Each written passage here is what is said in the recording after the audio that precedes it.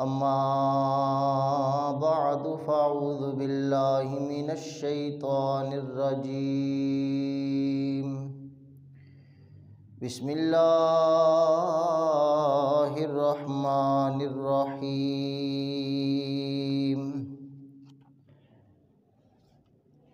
ان اشکر لی ولوالدیک آمنت باللہ صدق اللہ مولانا العظیم ان اللہ وملائکتہ یصلون علی النبی یا ایہا الذین آمنوا صلوا علیہ وسلموا تسلیما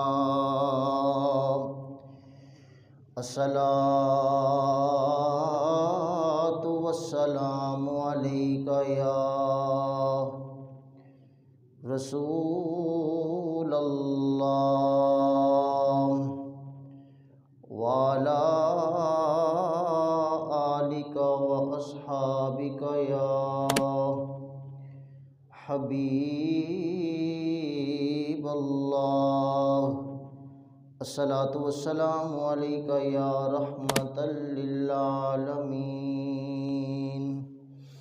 وعلی آلک واصحابک یا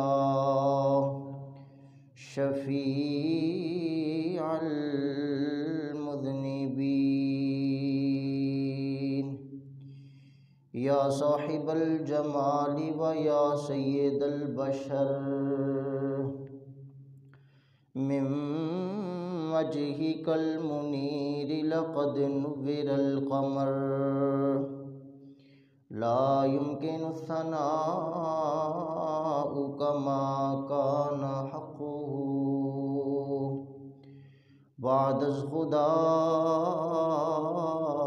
بزرگ توئی قصہ مختصر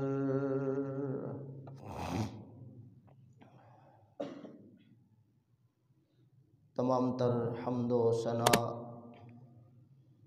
پروردگار عالم کے لیے ہے جو خالق کائنات بھی ہے،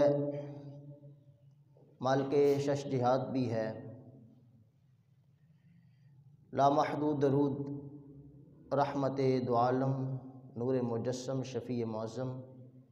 صلی اللہ علیہ وسلم کے لیے جن کی ذات مقصود کائنات ہے۔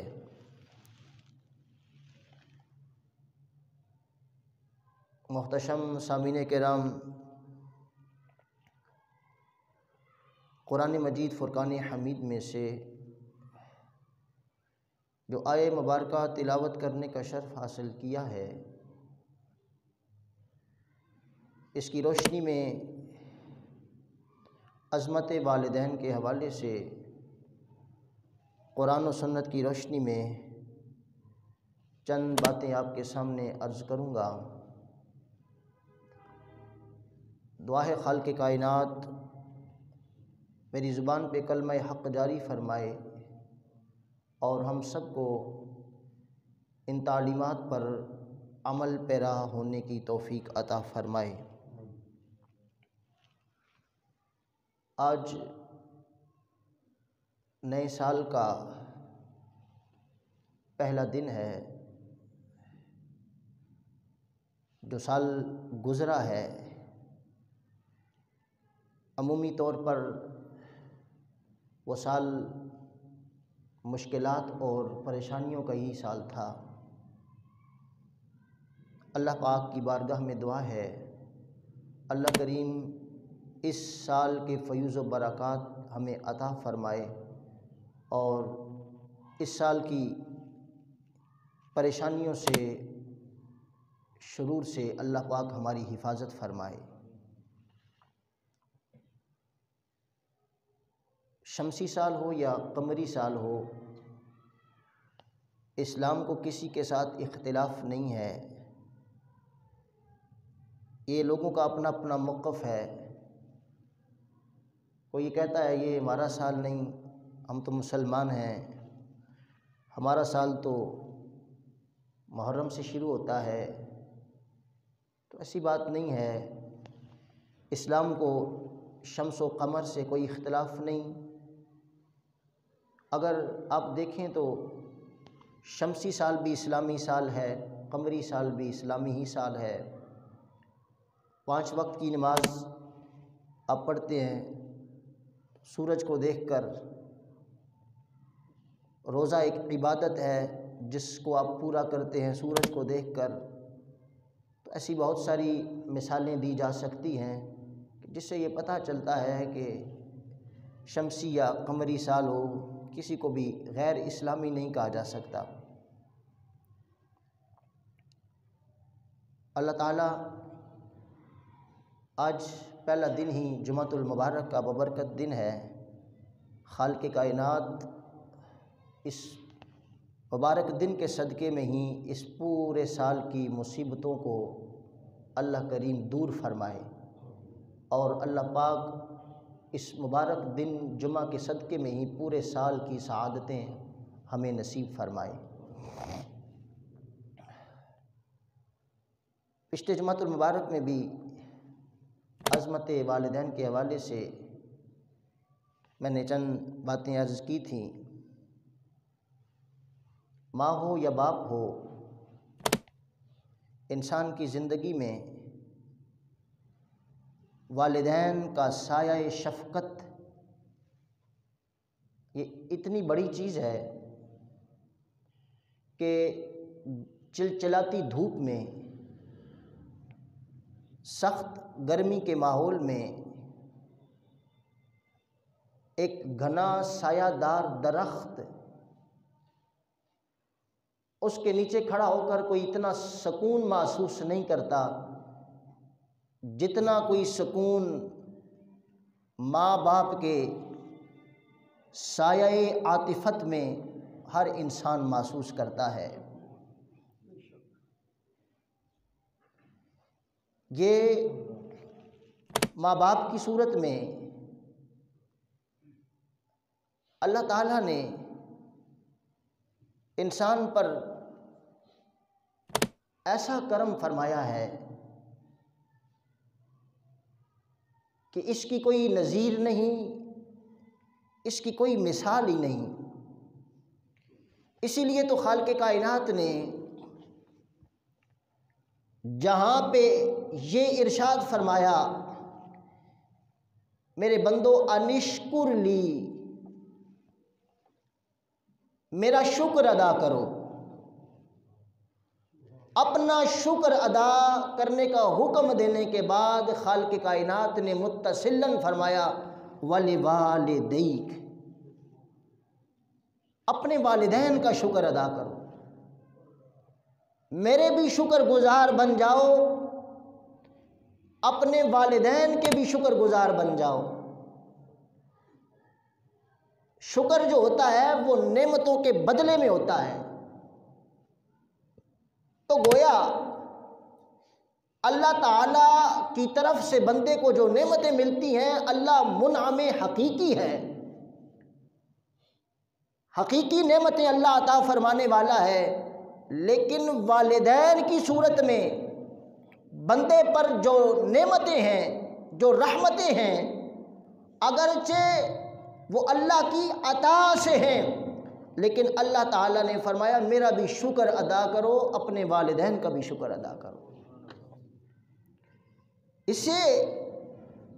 ایک بات یہ بھی پتہ چلتی ہے کہ ایک ہی لفظ ہو تو وہی لفظ اگر اللہ تعالیٰ کے لیے بولا جاتا ہے تو اس کے معنی کچھ اور ہوتے ہیں، اور وہی لفظ جب بندوں کے لیے بولا جاتا ہے تو اس کے معنی کچھ اور ہوتے ہیں۔ یہ نہیں کہ ایک لفظ جو ہے اس کو اگر اللہ کے لیے استعمال کیا جائے، بندوں کے لیے بھی اگر وہ استعمال ہو جائے تو شرک کو آپ بیچ میں لے کے آ جائیں گے، تو قرآن میں جب رب نے فرمایا انشکر لی، میرا شکر کرو، تو ایک ہی جو شکر کا لفظ ہے خالق کائنات نے اپنے لیے بھی استعمال فرمایا، اور اسی شکر کے لفظ کو اللہ نے والدین کے لیے بھی استعمال فرمایا۔ تو والدین کا شکر ادا کرنے کے طریقے اور تقاضے اور ہیں، اس کا معنی اور ہے، اور اللہ کا شکر ادا کرنا اس کے طریقے اور اس کے تقاضے الگ ہے، لیکن لفظ ایک بول کر یہ بتا دیا کہ ایک ہی لفظ اگر اللہ کے لیے استعمال ہو تو اس کے معنی اور ہوتے ہیں، اور وہی لفظ اگر مخلوق کے لیے استعمال ہو تو اس کے معنی کچھ اور ہوا کرتے ہیں۔ پھر اللہ تعالیٰ نے یہ جو حکم دیا ہے کہ انشکر لی ولوالدیک، میرا شکر بھی کرو، میرے اپنے والدین کا بھی شکر ادا کرو، اس سے ایک بات اور بھی پتہ چلتی ہے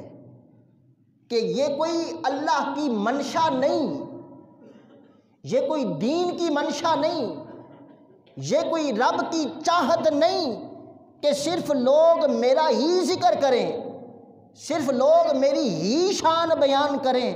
میرے سوا لوگ کسی کی شان نہ بیان کریں، کسی اور کا ذکر نہ کریں۔ اگر یہ بیان کرنا مقصود ہوتا کہ اگر صرف سب شانیں اللہ ہی کی ہیں، حقیقی شانیں تو اللہ ہی کی ہیں، لیکن رب کا یہ فرمانا میرا شکر بھی ادا کرو، اپنے والدین کا بھی شکر ادا کرو،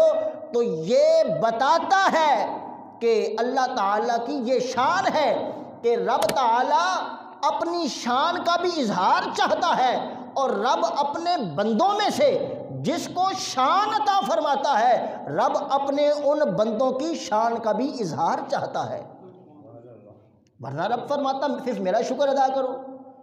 تو والدین کو اگر اللہ نے شان دی ہے تو رب چاہتا ہے جس کو میں نے شان دی ہے اس شان کا اظہار بھی ہو۔ تو گویا پتہ چلا کہ اللہ کے بندوں کی جو اللہ کے فضل، اللہ کی عطا اور اللہ کے کرم سے شان ہے، تو اللہ خود چاہتا ہے کہ میری شان بھی بیان کی جائے، میرے بندوں کی شان بھی بیان کی جائے۔ انشکر لی ولوالدیک، میرے بندو میرا بھی شکر ادا کرو، اپنے والدین کا بھی شکر ادا کرو۔ امام الانبیاء صلی اللہ علیہ وسلم نے فرمایا برو آباءکم تبرکم ابناءکم، حضور علیہ السلام نے ارشاد فرمایا کہ تم اپنے والدین کے ساتھ نیکی کرو، تم اپنے والدین کے ساتھ نیکی کرو، تبرو ابناءکم، تمہاری اولاد جو ہے وہ تمہارے ساتھ نیکی کرے گی۔ تم اپنے والدین کے ساتھ نیکی کرو، اولاد تمہارے ساتھ نیکی کرے گی۔ دو معنی ہو سکتے ہیں، ایک معنی یہ ہو سکتا ہے کہ باپ کا کردار یہ اولاد کے لیے تربیت گاہ ہے۔ آج بیٹا